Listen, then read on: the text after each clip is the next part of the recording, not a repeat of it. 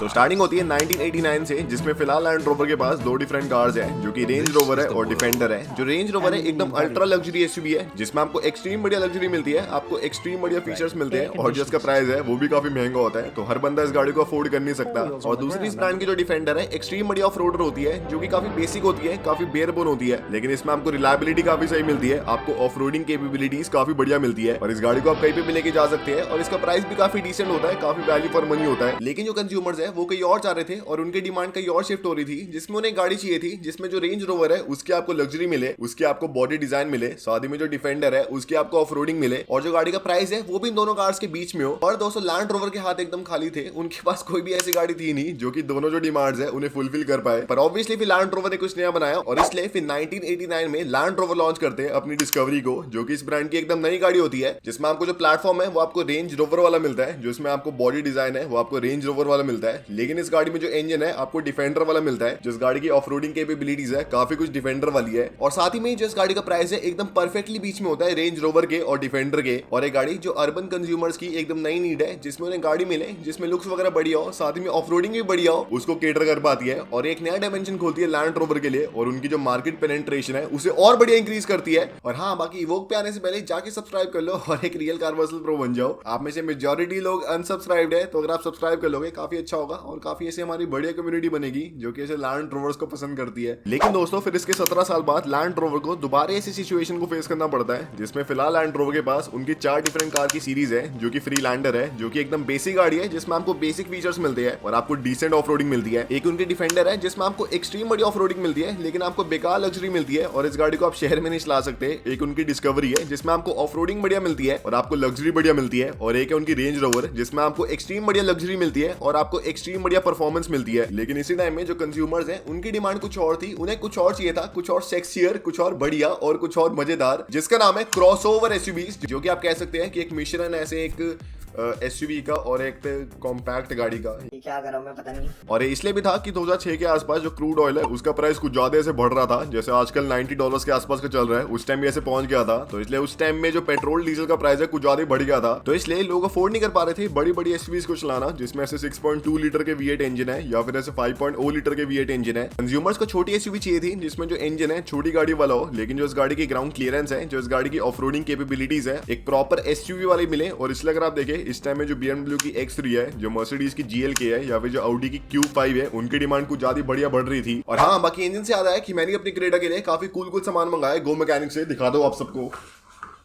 इतना सारा सामान है, जिसमें एक है गो मैकेनिक का स्पीड इंजन ऑयल, जिसमें आपको एडवांस मॉलिक्यूलर टेक्नोलॉजी मिलती है, जो कि इंजन पे ज्यादा बढ़िया स्टिक करता है और ज्यादा बढ़िया प्रोटेक्शन प्रोवाइड करता है आपके इंजन को स्टार्ट एंड स्टॉप ट्रैफिक में। फिर मैंने दूसरा मंगाया है स्मार्ट कूल कूलेंट, जिसमें आपको एडवांस कूलिंग टेक्नोलॉजी मिलती है, जिससे इसका जो बॉइलिंग पॉइंट है 115 डिग्री सेल्सियस का है, और इसका फ्रीजिंग पॉइंट -15 डिग्री सेल्सियस का है, तो ये फ्रीज नहीं होता और एक्सट्रीम कंडीशन में भी अपना काम बढ़िया करता है। फिर मैंने मंगाया ये दो चीजें, जो कि एक तो एयर फिल्टर है, खोलते ऐसे कैसा है, वाह ये तो कूल है। और ये वाला एयर फिल्टर ऑलमोस्ट 99% जो एयर की कंटामिनेशन है उसे हटा के आपके इंजन में एकदम बढ़िया बढ़िया साफ हवा को भेजता है। और ये है ऑयल फिल्टर, और ये जो आपके इंजन के अंदर सारे ऑयल चलते हैं, जो कि आपके इंजन को ल्यूब्रिकेट करते हैं, उसे बढ़िया प्यूरिफाई करता है और बढ़िया आपके जो इंजन की लाइफ है उसे बढ़ाता है। फिर दो चीजें और है, जिसमें एक है इनका कैबिन फिल्टर, जो कि हवा की 99.9% contamination, for example dust particles या फिर मॉलिक्यूल्स वगैरह, उसे एकदम साफ करके जो आपकी गाड़ी के अंदर का AQI है उसे 100 के नीचे ले आता है, जिससे आपको बढ़िया एकदम साफ हवा का महसूस होने वाला है। और लास्ट चीज है ये ब्रेक फ्लूइड, जो कि आपकी गाड़ी की बढ़िया ब्रेकिंग के लिए काफी कारगर है, और इसका जो बॉइलिंग पॉइंट है 245 डिग्री सेल्सियस का है, तो एक्सट्रीम गर्मी में इसे कुछ हार्म नहीं होने वाला और काम अपना बढ़िया करता है। और आपको भी अगर ये सारे प्रोडक्ट लेने हैं तो आप गो मैकेनिक की वेबसाइट पे जाके ले सकती है, या फिर जो गो मैकेनिक का स्पेयर पार्ट्स वाला ऐप है उसे डाउनलोड करके वहां से ऑनलाइन ऑर्डर कर सकते हैं, या फिर Amazon से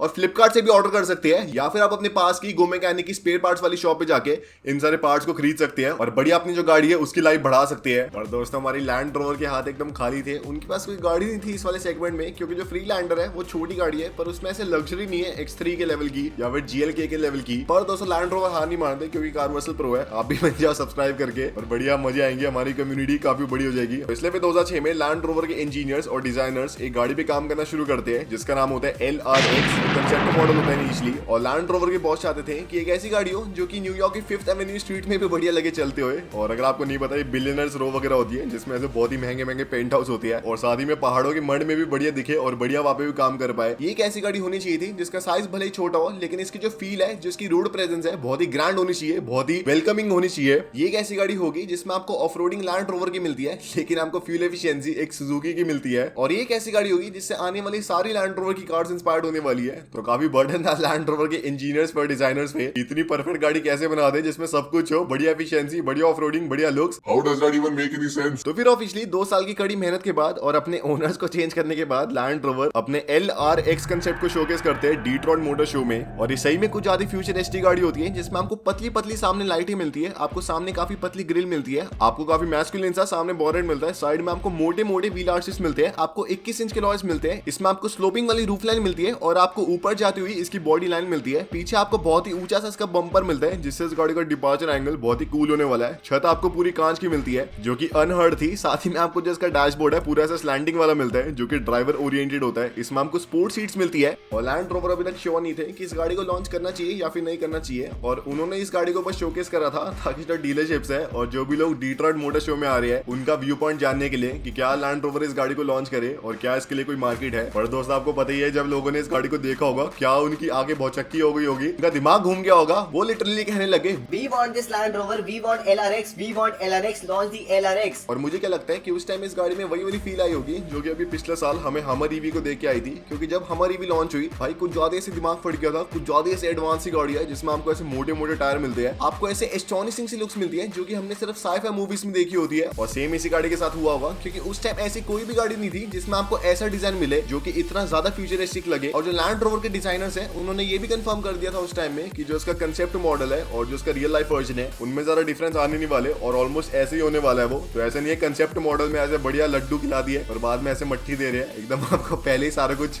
परफेक्ट मिलने वाला है। जो आपको दिखाया जा रहा है वही आपको मिलने वाला है। Right policy of land rover. तो ऑब्वियसली फिर इस गाड़ी की डिमांड को देख के लैंड रोवर के जो इंजीनियर्स हैं और जो डिजाइनर्स हैं इस गाड़ी को बनाने में लग गए, इसके रोड लीगल वर्जन को बनाने में लग गए। लेकिन इस गाड़ी के रोड लीगल वर्जन को बनाने में लैंड रोवर को 3 काफी बड़ी प्रॉब्लम्स को फेस करना पड़ा, जिसमें एक प्रॉब्लम ये थी कि पहले लैंड रोवर ने सोचा था कि इस गाड़ी को एक बॉडी और लैडर फ्रेम गाड़ी बनाएंगे जिससे जो इसकी एसयूवी वाली फील है एकदम बरकरार रहेगी। पर जो मार्केट नीड्स है वो मोनोकॉक चैसी बेस कार्स की तरफ बढ़ रही थी और एसयूवीज की तरफ बढ़ रही थी, क्योंकि इनमें आपको बढ़िया एफिशिएंसी मिलती है और आपको वेट काफी कम मिलता है। तो इसलिए फिर लैंड रोवर को अपना पूरा प्लान चेंज करना पड़ा और इस गाड़ी को जो D8 वाला प्लेटफॉर्म है उस पे बेस करना पड़ा, जिसपे फ्रीलैंडर बेस्ड है, जिसपे डिस्कवरी बेस्ड है और जो हैरियर और सफारी है वो भी बेस्ड है। तो टेक्निकली आप कह सकते हैं कि अगर आपके पास हैरियर है तो एक तरह से आपके पास फ्रीलैंडर है या फिर आपके पास रेंज रोवर इवोक है। So you pretty much own every single car of Land Rover। फिर दूसरी प्रॉब्लम ये है कि लैंड रोवर ने पहले सोचा था कि जो उनका LRX है उसे एक अलग से डिवीजन बना देंगे कार्स की, जैसे उनकी डिस्कवरी आती है या फिर डिफेंडर आती है या फिर रेंज रोवर आती है, जिसमें ऐसे बड़ी सारी कार्स आने वाली है। और जब लैंड रोवर ने इस वाले आइडिया को एकदम सेंस लगा के देखा तो इसकी सेंस बनती नहीं है,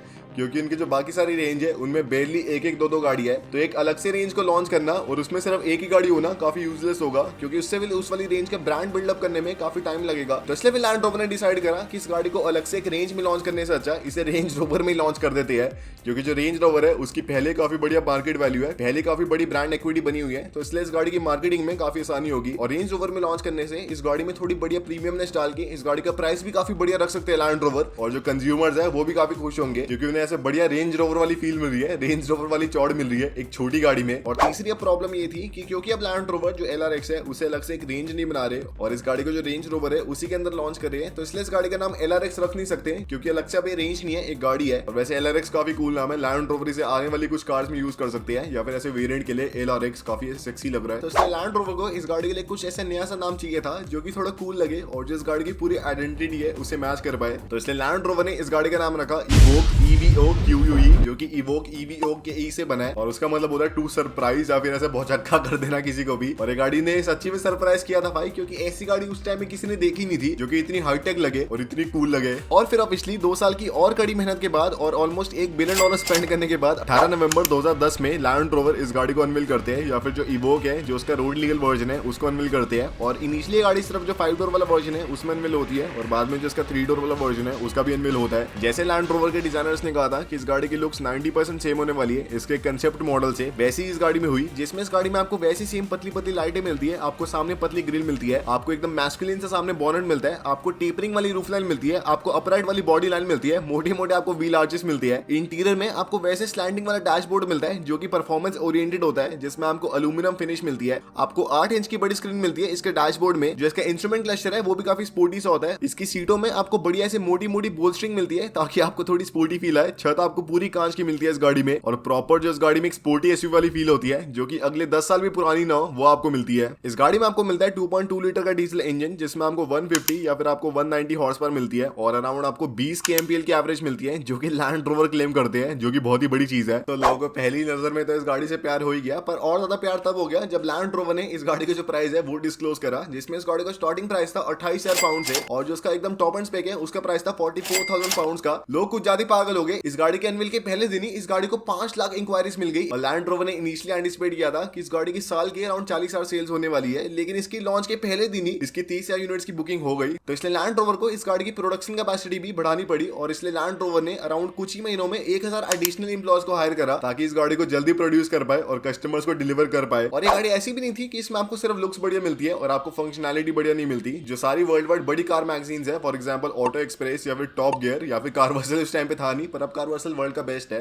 तो इसलिए हम पता नहीं क्या देते हैं इस गाड़ी को रेटिंग। और बाकी स्कॉटिश कार मैगजीन, हर एक मैगजीन ने इस गाड़ी को world car of the year का अवार्ड दिया था 2011 में, और इस गाड़ी के लॉन्च के 6 महीने में इस गाड़ी को 50 अवार्ड मिल गए थे प्रोमिनेंट कार मैगजीन से। तो इसका मतलब ये गाड़ी कस्टमर्स को पसंद आ रही थी, ये गाड़ी डीलरशिप्स को पसंद आ रही थी, ये गाड़ी कार मैगजीन को पसंद आ रही थी। It is a perfect car that a car maker can make. जो यूरन कैप वाले भैया है वो इस गाड़ी को ले जाते हैं इसकी टेस्टिंग करने के लिए कि क्या मतलब भाई इस गाड़ी में बढ़िया लुक्स है और बढ़िया फीचर्स है, क्या पता इस गाड़ी में बढ़िया सेफ्टी ना हो, पर ये गाड़ी स्कोर करती है 5 स्टार रेटिंग। तो ये गाड़ी इस वाले रेल में भी एकदम बढ़िया जीती है और बढ़िया काउंटर करके आती है। फिर नवंबर 2011 में लैंड रोवर इस गाड़ी को इंडिया में लॉन्च करते हैं, और इसका इंडिया में प्राइस होता है around 44 lakh rupees ex-showroom India से स्टार्टिंग, जो कि मेरे ख्याल से काफी वैल्यू फॉर मनी है। तो अगर आप टेक्निकली देखें आज से 11 साल पहले आपको 44 लाख एक्स-शोरूम में आपको रेंज रोवर इवोक मिला करती थी, लेकिन अब आपको एक फॉर्च्यूनर मिलती है, वो भी शायद आपको कौन सा शायद टॉप एंड वेरिएंट नहीं मिलता, लेजेंडर नहीं मिलता आपको। Look at how times have changed. Things have got very expensive. Mid 2012 में इस गाड़ी के लॉन्च को 1 साल हो जाते हैं, और इस गाड़ी को 80,000 बुकिंग्स मिल जाती है, जो कि बहुत ही बड़ा नंबर है 1 साल में। और आजकल के हिसाब से अगर आप देखें तो ये नंबर नॉर्मल है भाई इंडिया के हिसाब से, क्योंकि हमारे इंडिया में भाई लाख के स्कॉर्पियन बुक हो जाती है 30 मिनट के अंदर। पर उस टाइम भाई ऐसे ऑनलाइन बुकिंग वाला सिस्टम था नहीं, उस टाइम लोकल डीलरशिप पे बुकिंग होती थी, और उस टाइम कोई मजाक में बुकिंग कराता था नहीं, तो इसलिए भाई ये जो